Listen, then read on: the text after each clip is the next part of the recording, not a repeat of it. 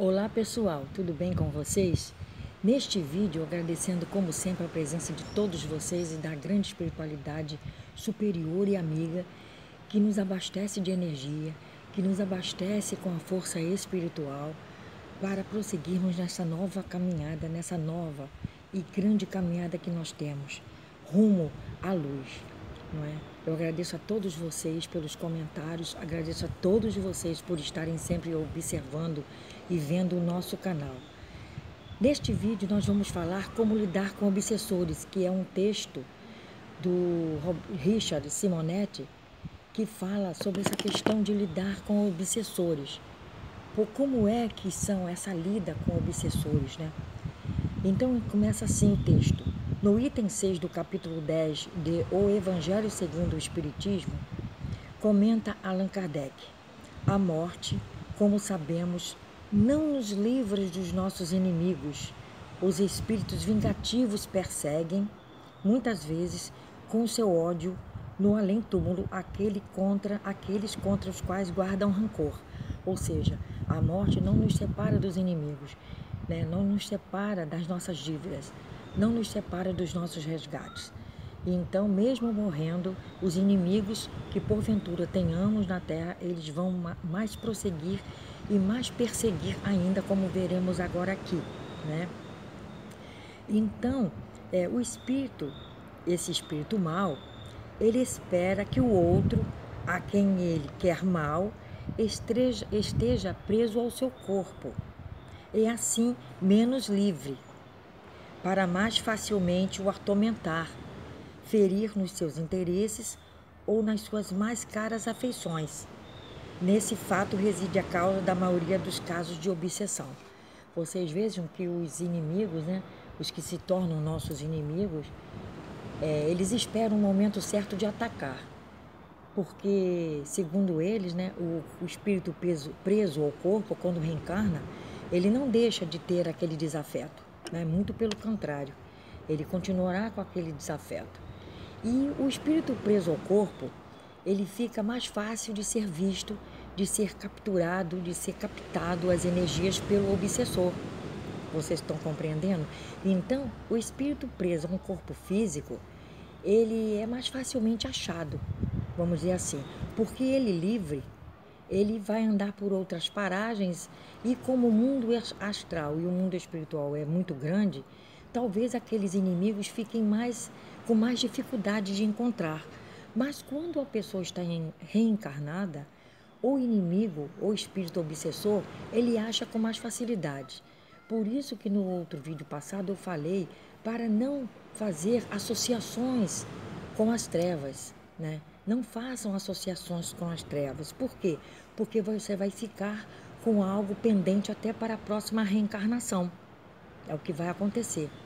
Porque sendo no corpo físico mais preso, mais fácil de ser achado, é achado por quê? Pela aparência do corpo físico? Não, não é achado pela aparência do corpo físico.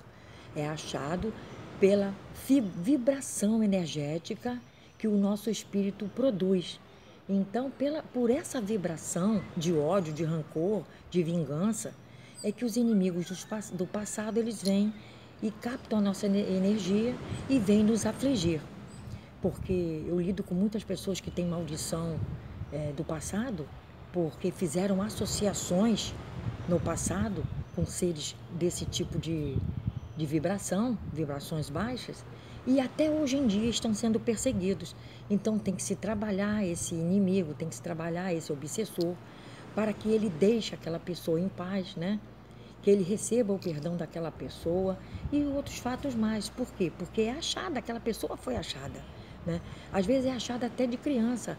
Assim que renasce, ele já grudunha na pessoa. Então, pessoal, para lidar com esses obsessores, precisa tato, né? Precisa também muita sabedoria. Então, e essa observação, diz aqui, continua o texto, essa observação de Kardec, né, situa-se por incisivo libelo contra a pena de morte.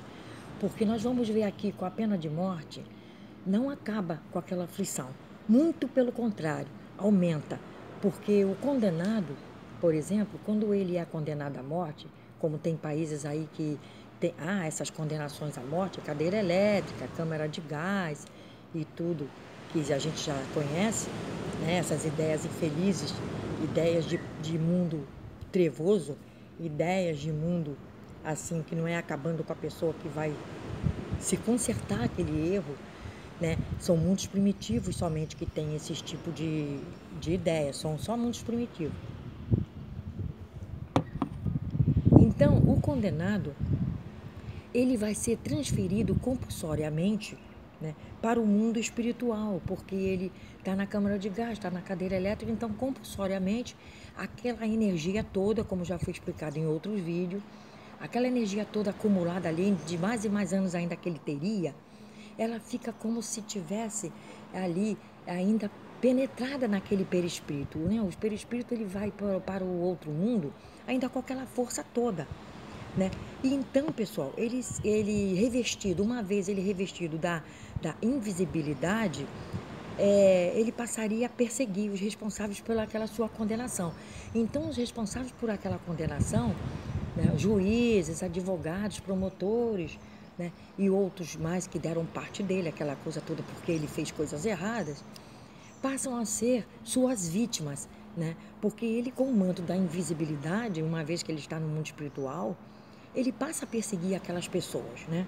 Então, embora sofrendo os horrores de uma morte violenta, né, como é câmara de gás, cadeira elétrica e tudo, para a qual não tinha nenhum preparo, né? É o que a gente fala, não tinha preparo nenhum para morrer. Ele sabia que ia morrer, mas bioenergeticamente não é preparado aquele perispírito, aquele espírito não é preparado para aquele fato, né? E ele preparando, ele tendo a apresentação desses desajustes deles, né?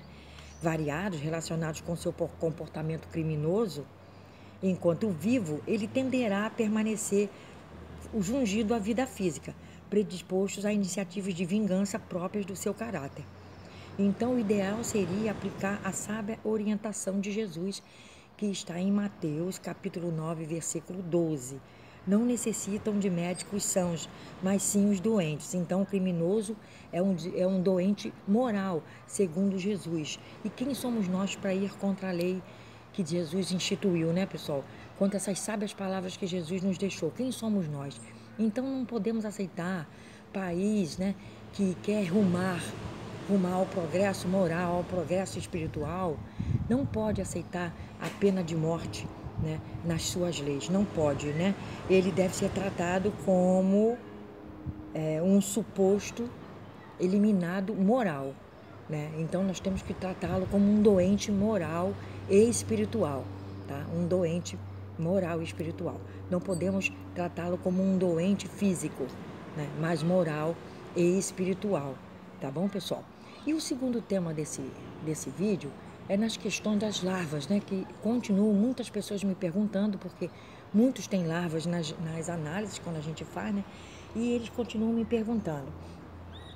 Eu quero dizer a vocês, pessoal, que os micróbios, né, uns estão infectados por algumas coisas assim, relacionadas a ferimentos que não secam, que não curam, colocando de lado, né, já descartando a possibilidade de ser algo físico, tipo uma diabetes, que as feridas custam a cicatrizar. Já colocando de lado certas enfermidades físicas já instaladas, nós podemos dizer que os micróbios são, na verdade, as larvas astrais materializadas, né? As larvas astrais, como eu já falei em outros vídeos para trás, elas são tanto, né? Elas são tanto materializadas em animais, né? Como são materializadas